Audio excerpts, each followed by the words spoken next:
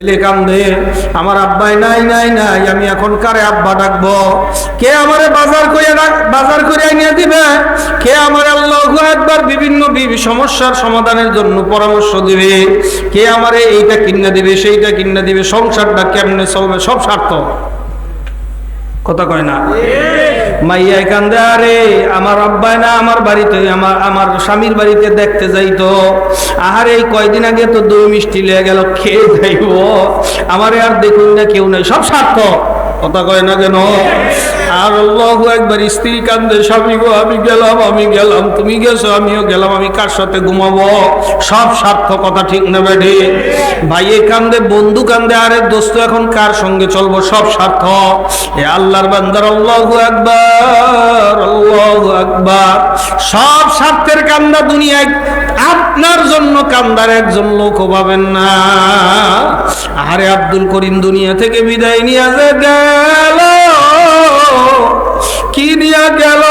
কথা বলে দুধ খাই শান্তির জন্য, ওরা গাঁজা খেয়ে শান্তি পায়, আমরা দুধ খেয়ে শান্তি পাই। কি কথা ঠিক না বেটি? বাম হাতে একটা থাপ্পড় দিলে গাঁজা খোরের এই চাপার দাঁত এই চাপায় লাগে যাবে। কথা ঠিক না বেটি? বাইরা এই হিরণসির লগে এখন আর সংসার বনে না। মা কয় আইয়াব, গেছ যেহেতু আইয়াব।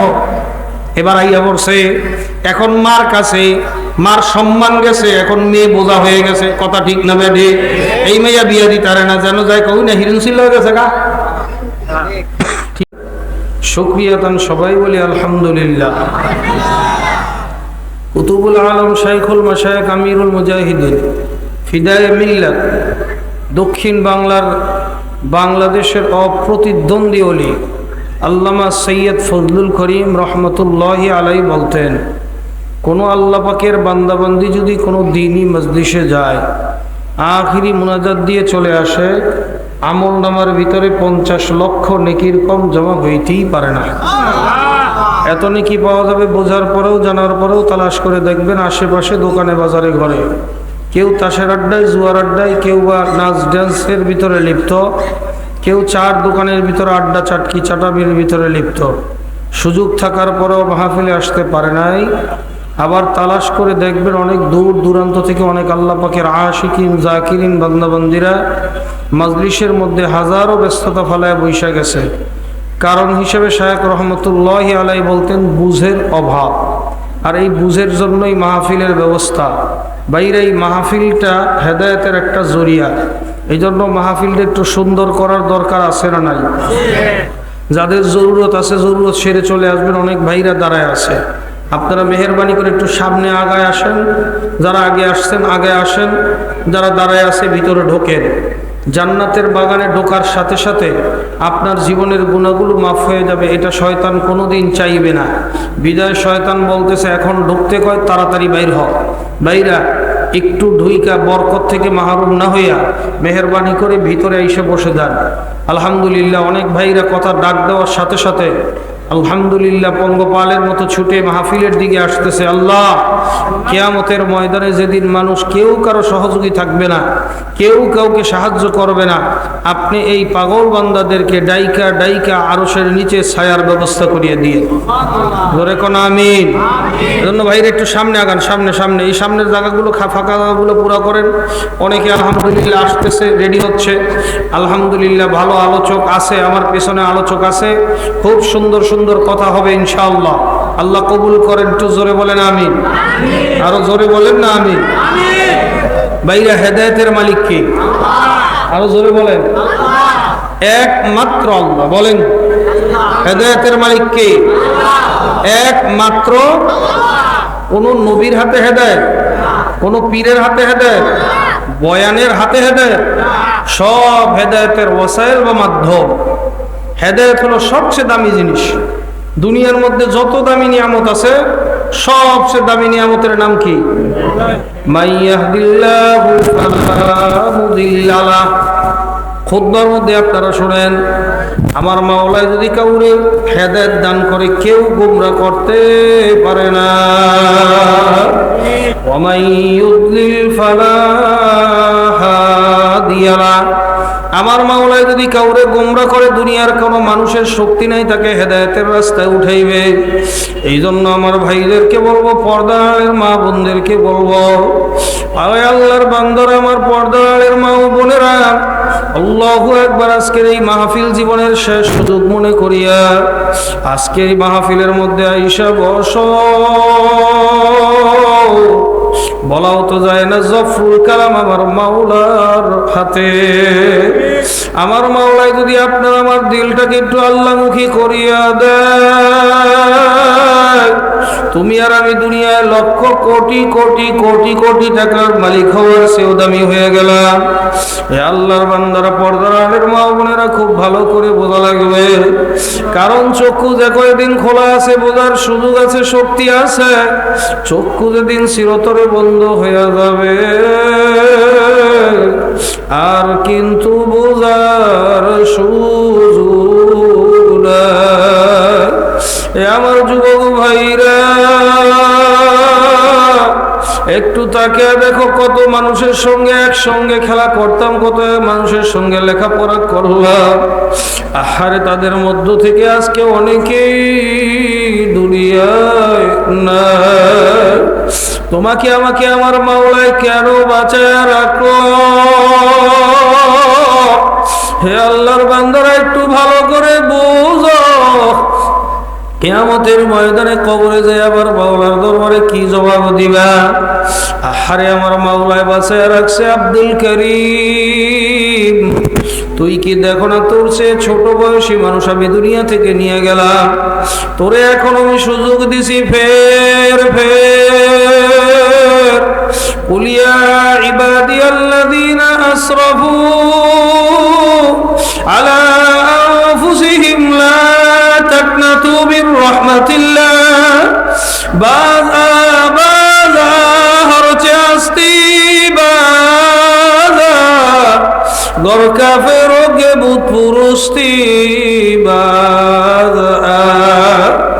আয় বান্দা, আমি মাওলার রহমতের দরওয়াজা তোর জন্য খুলিয়া বসিয়া আছি। ওরে বান্দা, তোরে আমি 30 বছর পর্যন্ত বাঁচিয়ে রাখলাম। তোর বন্ধু তো 30 বছর আগে দুনিয়া থেকে চলিয়া গেল। তোর কত বন্ধু 10 বছরের সময়, আহারে আমি একসঙ্গে খেলা করতাম, আমার দোস্ত। প্রাইমারি স্কুলে যখন লেখাপড়া করি, ও আমার বন্ধু ছিল। হঠাৎ একদিন জুমার নামাজ পড়ে বাড়িতে এসে শুনি ও আর দুনিয়া না, পানিতে পড়িয়া মারা গেছে। আহারে, আমি রিয়াজুল ইসলামকেও যদি আমার মাওলায় ছোটবেলায় দুনিয়া থেকে নিয়ে যাইত, এখন খবরে মাটির সঙ্গে মিশিয়া যাইত, আমার নাম গন্ধ কেউ জানতো না। আমার মাওলায় আমাকে কেন বাঁচায় রাখলেন? আমার মাওলার আসমান, আমার মাওলার জমিন, আমার মাওলার অক্সিজেন দিয়ে আমার মাওলায় আমাকে রিজিক খাওয়াইয়া কেন বাঁচায় রাখলেন? এ বান্দা বান্দিরা, নিজেরটা নিজে চিন্তা করো। তোমাকে আমার মাওলায় 30 বছর, কাউকে 40 বছর, কাউকে 50-60 বছর কেন বাঁচায় রাখলেন? মাওলায় সুযোগ দিছে, বান্দা ফের গুনার কাম করিস না। বান্দা, আর কত নফসের উপরে জুলুম করবি, আর কত থাম, এটাই তো যথেষ্ট, আর থাম। আমি মাওলায়, তুই গুনাহ করতে করতে তুই ক্লান্ত হয়ে যাও, তুই গুনাহ করতে করতে তোর দাঁত পড়িয়া তুই দুর্বল হয়ে যাও, তুই গুনাহ করতে করতে তোর শরীরের শক্তি নষ্ট হয়ে যায়। আমি মাওলায় তোরে মাফ করতে করতে একটুকু কোনো আমি ক্লান্ত হয়ে যাই না। বান্দা, আর কত পাগলামি করবি? তুই তো জানো না, তোর পেছনে মালাকুল মউত শুধু আমি মাওলার একটা অর্ডারের অপেক্ষায় দাঁড়ায় আছে। কয় তোর মৃত্যু দূরে, মনে করো যে বুড়া হইলে মরবে, একটা শয়তানের ধোঁকা। এ আল্লাহর বান্দা, আল্লাহর হাবিব তার কলিজার টুকরা মেয়ের জামাই হযরত আলী রাদিয়াল্লাহু তাআলা আনহুকে জিজ্ঞাসা করেন, ও আলী, তুমি মউতকে কত দূরে মনে করো? আলী রাদিয়াল্লাহু তাআলা আনহু ডাক দিয়ে বললেন, ইয়া রাসূলুল্লাহ, ইয়া হাবিবাল্লাহ, উদাহরণ আমি যখন নামাজের ভিতরে দাঁড়াই, খেয়াল করি এই তো জীবনের শেষ ওয়াক্তের নামাজ পড়তেছি, আর সুযোগ পাই কিনা। আল্লাহ হাবিব ডাক দিয়া বলে, আলী রে, তুমি তো ভুল করতেছো আলী। ও আলী, মৌত তো এত দূরে না। ও আলী, তুমি খেয়াল করো, তুমি নামাজের ভিতরে ডান দিকে সালাম ফিরাইছো, বাম দিকে সালাম ফিরাইবার সুযোগ পাওনি। আহারে নজরুল নমুনা আমার মাওলায় বাংলাদেশে কত ঘটায় দেখায়। আহারে কে যেন স্টেজের মধ্যে গান গাইছিল, 1 সেকেন্ডের নাই বড় শাহ বলে টান দিছে, শাহ বলার সঙ্গে সঙ্গে দপাস করে জমিন থেকে বদ্ধ জমিনে পড়িয়া দুনিয়া থেকে বিদায় নিয়ে চলে গেছে। আহারে কত চরবনার বুঝাই, কত আল্লাহওয়ালাদের দেখি নামাজের সেজদা দিছে আর ওঠে না। আমাদের মুন্সিগঞ্জের পশ্চিম দেবগে একজন আল্লাহর কুতুবের মুরিদ ফজরের সময় মসজিদে নামাজ পড়তে গেছে, এত অসুস্থ, এরপরও নামাজ পড়তে গেছে। ইমাম সাহেব যখন নামাজের কাতারে দাঁড়াইল, জামাতের মধ্যে দাঁড়াইয়া ইমাম সাহেব প্রথম কাতার শেষ করলো, সেও শেষ করলো। আহারে দ্বিতীয় কাতারে যখন দ্বিতীয় সেজদায় গেল, ইমাম সাহেব আল্লাহু আকবার বলল, সব মুসল্লিরা উঠিয়া গেল, আল্লাহর বান্দা আর ওঠে না। আল্লাহ মানুষে ধরলো, দেখে নাই, পড়িয়া গেল। হে আল্লাহর বান্দারা, মৌতের কোনো সময় নেই, গ্যারান্টি নাই। আপনার আমার জন্য কাপড়ে কাপড় শুধু রেডি হয়ে আছে, খবর হইতে দেরি, কবর খনন করতে দেরি হবে না। আমি রিয়াজুল ইসলাম, আমার বাড়ি মুন্সিগঞ্জ শহরে। আমি আমার বাড়িতে যদি আমি এখন মারা যাই, লাশটা পৌঁছাইতে সর্বোচ্চ 40 মিনিট সময় লাগবে। আপনাদের আল্লাহু আকবার ইন্তজাম করতে আরো 20 মিনিট ধরলাম, 50-60 মিনিটের ভিতরে 1 ঘন্টার মধ্যে আমার লাশখানা আমার বাড়িতে পৌঁছে যাবে। আমার লাশ বাড়িতে যাওয়ার আগে আমার বাড়িতে খবর হয়ে যাবে রিয়াজুল ইসলাম নাই। ওদিকে আত্মীয় স্বজন যখন চিল্লা চিল্লি শুনিয়ে আসবে, কেউ দৌড়াবে বাজারে বাস কাটতে যায়, অথচ আমার স্ত্রী আজকে রাতের জন্য আবার বিছানাটা রেডি করছে।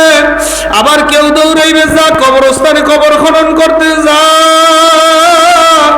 আমার লাশ এখন আমার বাড়িতে পৌঁছায় না। কেউ দৌড়াইবে যা কাপড়ে কাপড় আনতে যা, আমার লাশ যা বাড়িতে যাইতে যাইতে যায় দেখবো সব আত্মীয় স্বজন আমাকে দেখার জন্য হাজির, আমারে বিদায় দেওয়ার জন্য সবাই রেডি। আহারে বলবে, এত দেরি করিয়া লাভ কি, রাত্র করে অনেক দূরের থেকে আমরা আসছি, তাড়াতাড়ি গোসল করে জানাজা দিয়ে দাও। আমার আত্মীয় স্বজন, আমার বন্ধু বান্ধব অর্ধেক খবর পাবে, অর্ধেক খবর পাবে না। হয়তো ফেসবুকের কল্যাণে একটু তাড়াতাড়ি খবর পাবে, যারা ঘুমায় আছে তারা সকালে খবর পাবে। এতক্ষণে হয়তো বা রাত্র 12টা বাজে আমার জানাজা শুরু হয়ে যাবে। আমাকে জানাজা দিয়া কবরে নামাইয়া সবাই মাটির উপরে মাটি দিয়া আমাকে চিরতরে বিদায় দিয়া, আগামীকালকে যেই চেয়ারে আমি রিয়াজুল ইসলাম বৈশা বয়ান করার কথা, ওই চেয়ারে আর একজন বৈশা বয়ান করবে। যেই মসজিদে মিম্বরে বসে আমি জুমার নামাজ পড়াই বেদকা চৌরাস্তা, ওখানে আরেকজন বৈশা জুমার নামাজ পড়বে। যেই মোটর সাইকেলের সিটে বসে আমি মোটর সাইকেল ড্রাইভিং করি, ওই মোটর সাইকেল আবার আরেকজনে বসে একই মোটর সাইকেল ড্রাইভিং করবে। আগামীকালকে সূর্য উঠবে, কিন্তু সব থাকবে, আমি থাকবো না। এ বাবা, তুমি একটু চিন্তা করো, এই দুনিয়ায় তোমার কতটুকু প্রয়োজন, তুমি কোন প্রয়োজন মিটায় দুনিয়া থেকে রওনা করলা। এই কাগজের ফুল দুনিয়ার, এই কাগজের মহাব্বত সব নকল, আসল মহাব্বত আমার মাওলার মহাব্বত। আরে আত্মীয় স্বজন যদি একটু স্বার্থে আঘাত লাগে, স্ত্রী পর্যন্ত আরেকজন স্বামী নিয়ে চলে যায়। আরে ছেলে মেয়ে, আল্লাহু আকবার, কত বৃদ্ধাশ্রমে কত মানুষ ছেলে মেয়ে, আহারে বাবার খোঁজ খবরও নেয় না। বিদায় হয়ে গেলে সব চলে, তুমি নাই, একদিন কান্দে, ওটা নাটকের কান্দা। ওটা কি নাটকের কান্দা? কান্দার স্টাইল শুনছেন আপনারা? আপনাদের বিবেক জাগ্রত করার জন্য বলতেছি, কান্দার স্টাইল শুনছেন? আমি কয়টা বলি, এরপর আপনারা মিলান। ছেলে কান্দে, আমার আব্বাই নাই নাই নাই, আমি এখন কারে আব্বা ডাকবো? কে আমারে বাজার করে নিয়ে দিবে? কে আমার আল্লাহু আকবার বিভিন্ন সমস্যার সমাধানের জন্য পরামর্শ দিবে? কে আমারে এইটা কিনে দিবে, সেইটা কিনে দিবে? সংসারটা কেমনে চলবে? সব স্বার্থ, কথা কয় না। মাইয়া কান্দে, আরে আমার আব্বাই না আমার বাড়িতে আমার স্বামীর বাড়িতে দেখতে যাইতো, আহারে এই কয়দিন আগে তো দই মিষ্টি লেগে গেল, খেয়ে যাইব, আমারে আর দেখুন না কেউ নাই, সব স্বার্থ। কথা কয় না কেন? আর আল্লাহু আকবার, স্ত্রী কান্দে, স্বামী গো আমি গেলাম, তুমি গেছো আমিও গেলাম, আমি কার সাথে ঘুমাবো? সব স্বার্থ। কথা ঠিক না বেঠি? ভাইয়ে কান্দে, বন্ধু কান্দে, আরে দোস্ত এখন কার সঙ্গে চলবো? সব স্বার্থ। এ আল্লাহর বান্দার আল্লাহু আকবার, সব স্বার্থের কান্দা দুনিয়ায়। আপনার জন্য কান্দার একজন লোক পাবেন না। আরে আব্দুল করিম দুনিয়া থেকে বিদায় নিয়ে গেল, কি নিয়ে গেল? আরে কবরের মধ্যে শুয়ে রাখলো, কবরে কি অবস্থা হবে? ওর কি মুনকার নকিরের সওয়াল জবাব দিতে পারলো কি পারলো না? চলো আমরা তার কবরে যাই দোয়া করি। না না, নাটকীয় দোয়া করে সবাই বাড়িতে চলে আসবে। আরে তুমি আর আমি একা কবরে থাকবো, কবরের চিহ্নটা পর্যন্ত ভুলিয়া যাবে। আমি আমার দাদার কবর এখনো পর্যন্ত খুঁজে পাই নাই, আমার বাবাও বলতে পারে নাই, চাচাও বলতে পারে নাই। এক বাবাই দেখায় আম গাছের গোড়ায়, চাচায় দেখায় ইজল গাছের গোড়ায়। আমি তখন বললাম, দেখেন আব্বু, দেখেন চাচা, আপনার বাবার কবরের চিহ্ন। কয় আমরা অনেক ছোট ছিলাম তাই মনে নাই। আমি বললাম, আপনি তো তখন ছোট ছিলেন, বাড়ির সীমানা কেমনে মনে রাখছেন? এর আগে কন ভাই, সাউন্ড আর একটু বাড়ান। বাড়ির সীমানাটা বলছে, হ্যাঁ, সীমানার 1 ইঞ্চি এদিকে যদি কারো পানি আসে, 1 ইঞ্চি এদিকে যদি কারো কোনো সমস্যা হয়, কি আমি এভাবে বলছি, আপনি বাড়ির সীমানা কেমনে বললেন? কয়টা মুরব্বীরা দেখাইছে, মুরব্বীরা আপনার বাড়ির সীমানা দেখাইলো, বাপের কবরটা দেখায় নাই। আসলে বোঝা গেল এই দুনিয়াটাই হলো স্বার্থের দুনিয়া। এই স্বার্থের পিছনে যারা চলতে আছে, বারবার কমে কেন? এই স্বার্থের পিছনে যারা চলতে আছে সব ধোকার মধ্যে আছে। কথা ঠিক না বেঠি? এই ধোকায় পড়তে ধোকার এই চাকচিক্যময় দুনিয়ার পিছনে ছুটতে যখন মালাকুল মউত আজরাইল আলাইহিস সালাতু ওয়াস সালাম ধাক্কা মারিয়া বসবে, ঘুম করে জাহান্নামের মধ্যে পড়িয়া যাবা, আর কোনদিন উঠবা না। এ আল্লাহর বান্দারে, আমার পর্দার মা বোনেরা, এই জন্য ভালো করে বোঝা লাগবে। আমি যত জায়গায় মৃত্যুবার্ষিকীর দোয়া আমার কাছে চাইছে, আগে 10 মিনিট অপমান করছি, এরপরে দোয়া করছি। আমি বললাম, আপনি খানা খাইছেন? আলহামদুলিল্লাহ হুজুর, সকালে খাইছি। দুপুরে খাই নাই। মাঝখানে কিছু খাইছেন? আলহামদুলিল্লাহ খাইছি। চা খাইছি, বিস্কুট খাইছি, সিগারেট খাইছি, গাঁজা খাইছি, ইয়াব্বা খাইছি। কথা কয় না? খুদা কি নাস্তা খায় না আরো কিছু খায়? এরপরে আবার দুপুরে খাইব, খাওয়ার পরে এটা শেষ হয় নাই, বাইরে রাস্তায় চানাচুর পাওয়া যায়, রাস্তায় ডাইল ভাজা পাওয়া যায়, রাস্তায় পুরি পাওয়া যায়, এত হাজার হাজার পুরি ভাজে, কিন্তু পাওয়া যায় না গিয়া, ঠিক খায় কে? এরপরে আবার রাত্রে গিয়া ঝোলার খাওয়া খাইবে। কথা কয় না কেন? আমি বললাম, আপনি খাইলেন দিনের মধ্যে 3 বেলা হইল রোজ করা, এরপরে আপনি রোজ ছাড়া, হিসাব ছাড়া খাইলেন আরো 6 বেলা, আর আপনার বাবার জন্য দোয়া চান বছরে 1 দিন। আপনার মতন নিমুখ হারাম ছাড়ে যান হইতে পারে না। আলহামদুলিল্লাহ, আল্লাহ আমাকে তৌফিক দান করছেন। লাগাতার সফর না থাকলে, বাড়িতে থাকলে, বাবারে মসজিদ থেকে বাইর হইলে পাশেই কবরস্থান। আলহামদুলিল্লাহ, আল্লাহ তাআলা মনে হয় এরকমই আল্লাহ তাআলার ইশারায় ছিল। আমার আব্বাজানের কবরটা গেটের সামনে ঢোকা মাত্রই ডান পাশে আব্বাজানের কবর, দূরেও যাওয়া লাগে না।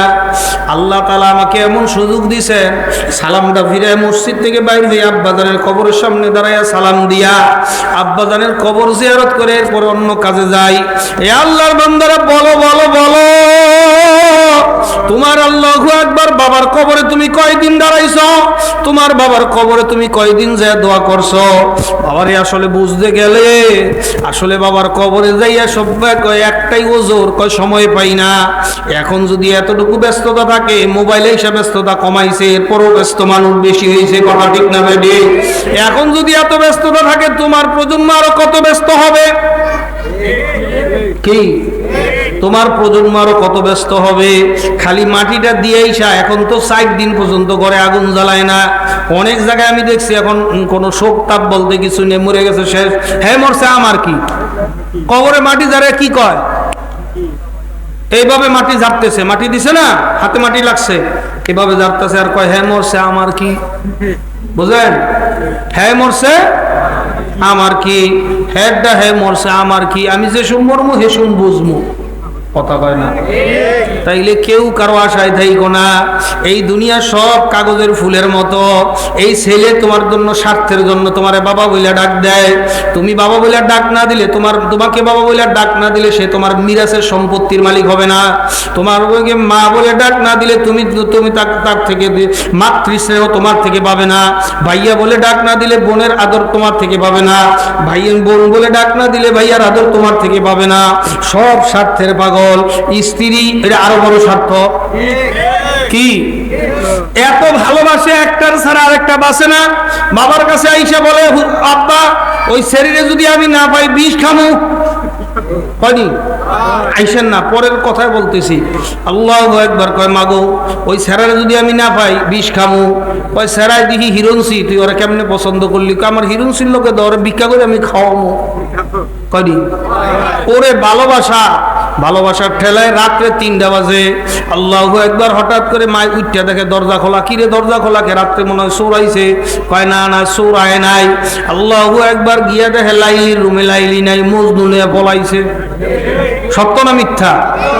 এই কিছুদিনের মধ্যে লাইলি আর মজনু একে অপরের মজা যখন নেওয়া শেষ হয়ে যায়, যখন অভাব শুরু হয়ে যায়, কারণ ওই হিরণসি তো আর কামাই করতে পারে না, রোজগার করতে পারে না। ও জীবনভর মানুষের সঙ্গে টেন্ডারবাজি চান্দাবাজি করিয়া চাক্কু মেরিয়া বেলেট মেরিয়া খাইছে। কথা কয় না? ও আর কামাই রুজি করতে পারে না, ওর শরীরে শক্তি নাই। ইয়াব্বা আর গাঞ্জা খাইলে শরীরে শক্তি থাকে না। কথা কয় না? ইয়াব্বা আর গাঞ্জা খাইলে শরীরে শক্তি থাকে না। আমরা যখন রাস্তা দিয়ে একদিন চলতে আসি, এক নেশাখোর কেমন করে মহিলার কাছে ডরায়া কেমন করে চিল্লাইতেছে। মহিলা ভয় পায় রাস্তার কোনায় দাঁড়ায় রয়েছে। আমার একটা বাবা আমার হেল্প করো, আমি কি দাঁড়ান করতেছি। ওরে বেশি না, বাম হাতটা দিয়ে এমন একটা টান দিছি, উয়ে পইরা গৈরাইতে গৈরাইতে ওদিকে গিয়ে ওয়ালের সাথে বাড়ি গিয়েছে। আমি কইলাম এগুলি এই দমক পর্যন্তই, ভিতরে সালাম সুতা কিছুই নাই। কথা কয় না? ভিতরে সালাম সুতা কিচ্ছু নাই। ওরা গাঁজা খায় শান্তির জন্য, আর আমরা আন্ডা খাই শান্তির জন্য। কথা কয় না? কথা কয় না? দুধ খাই শান্তির জন্য, ওরা গাঁজা খায় শান্তি পায়, আমরা দুধ খেয়ে শান্তি পাই। কি কথা ঠিক না বেটি? বাম হাতে একটা থাপ্পড় দিলে গাঁজা খোরের এই চাপার দাঁত এই চাপায় লাগে যাবে। কথা ঠিক না বেটি?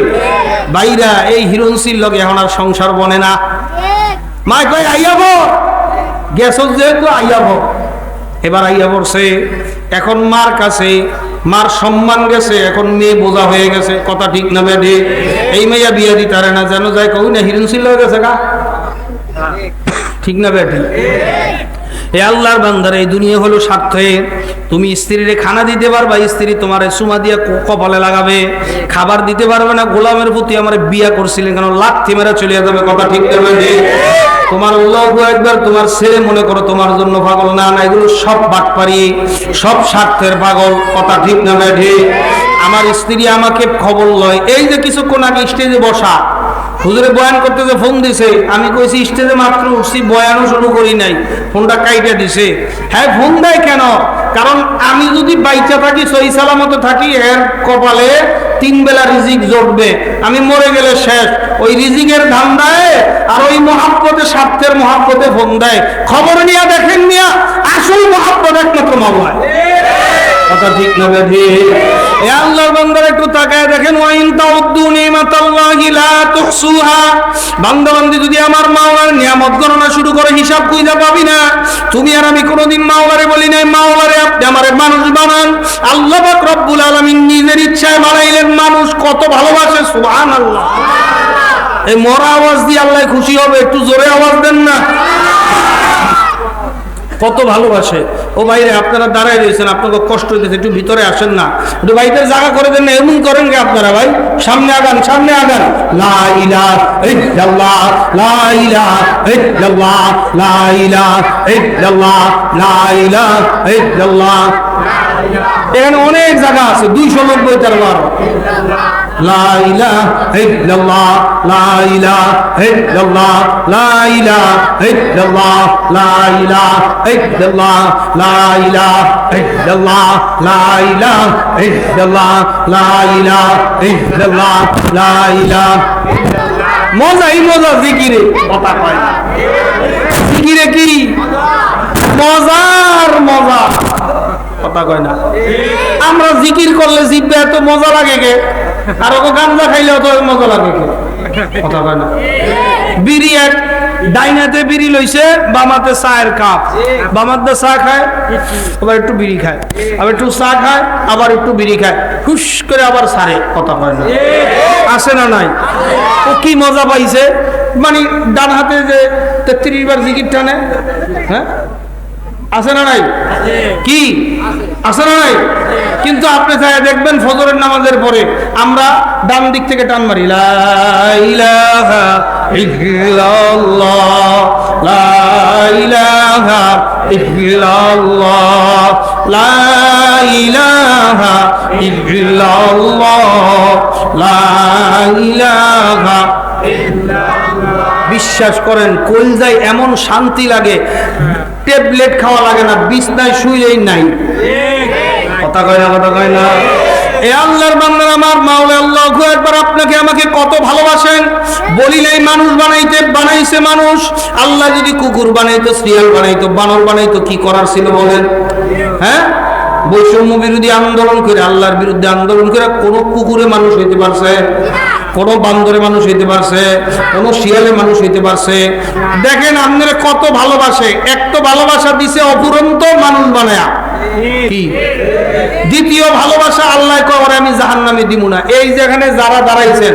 ওই যে যারা দাঁড়ায় আছেন আর যারা বসে রয়েছেন একটারও আল্লাহ জাহান্নামে দেওয়ার জন্য বানায় নাই কবের হুজুর কেমনে আরে ভাই এমনি আল্লাহ যদি আপনার জাহান্নামের জন্যই বানাইতো তাইলে মুসলমানের ঘরে পাঠাইতো না কথা কয় না সবাই তো মুসলমানের ঘরের সন্তান নাকি হ্যাঁ হিন্দু বিন্দু খ্রিস্টান কাদিয়ানি ফাতিয়ানি যাইতো সবাই তো মুসলমান তার মানে আমার মাওলায় চাইছে তুমি জান্নাতে আল্লাহ তাআলা আদর করে আপনার আমার রুহটারে কয় এই রুহটা আমি জাহান্নামে দেব না ও তো দরখাস্ত করলো না আপনি আর দাদা ইমা জন্ম মুসলমান করদাই আয় খোদা করবা সওয়াব ইহসাব আর ইহসাব করদাই তোমার আমার রুহটা আমার মাওলায় কুদরতের হাতে দিয়া কয় এটারে কুকুরের ঘরে দিব না এটারে আমি আশরাফুল মাখলুকাত মানুষ বানাবো আর মানুষ বানাইলে আমি হিন্দুর ঘরেও দেব না কারণ ও জাহান্নামে যাক আমি মাওলায় বরদাস্ত করব না আমি মাওলায় তোর বড় ভালোবাসি ফেরেশতারা এই রূপটারে মুসলমানের ঘরে দিয়া পাঠা তার মানে হলো এটা জান্নাতে যাওয়ার যানবাহনে উঠায় দিয়ায় কয় ঢাকায় যাব উদাহরণ বোঝেন বাবা একটা ছেলে ঢাকায় যাবে ঢাকা যাত্রাবাড়ি মাদ্রাসায় পড়ে আপনার ছেলেরে আপনি যাত্রাবাড়ি দিয়ে আসবেন ওদিকে আপনার জরুরি কাম বাজে এখন আপনি নাও পারেন না দিয়ে আসতে আবার রাইখাও দিতে পারেন ওর ক্লাস নষ্ট হবে আপনি যাইয়া ফতুল্লাহ বইঘর স্টেশনে যাইয়া বাস কাউন্টার ওরা বাসে উঠাইয়া টিটিরে ভাড়া দেওয়ার পরে আরো 50 টাকা বকশিশ দিয়া কয় ভাইজান ও আমার ছেলে আমার জরুরি কাম আছে যাত্রাবাড়ি মাদ্রাসার গেটের সামনে ওর একটু নামাই দিয়াইবেন এটা ঢাকার যানবাহন এটা ঢাকার পরিবহন উঠায় দিয়েছে কয় কোনো চিন্তা করেন না ওরে আমি ঠিক যাত্রাবাড়ি মাদ্রাসার সামনে নামাই দেব ওই সন্তানকে এখন টিটির দায়িত্ব দিয়া বাবাই নিশ্চিন্তে ঘরে চইলা যাইতে আছে কয় আমার সন্তান ঠিকই যাত্রাবাড়ি মাদ্রাসায় পৌঁছবে বাজান আপনাকে আমাকে আমার মাওলায় জান্নাতে যাওয়ার গাড়ি মুসলমানের ঘরে দিয়া মাওলায় আবার কয় ও নবী গো ওদেরকে একটু বুঝায় ওরা যেন জাহান্নামের রাস্তায় না যায় ও উলামায়ে কেরাম যতই তোমাদেরকে গালি দে ওদেরকে একটু বুঝায় ওরা যেন জাহান্নামের রাস্তায় না যায় ওদের প্রয়োজনে হাতেও ধরিয়েন পায়েও ধরিয়েন ফেরো গুনার কামের কাছেও যায় বাইরে কত যে আমাদেরকে গালি দেন কত টিটকারি মারেন আমরা কিন্তু ভালো করে জানি জানার পরও আপনাদের টিটকারিকে আমরা নিয়ামত হিসেবে গ্রহণ করি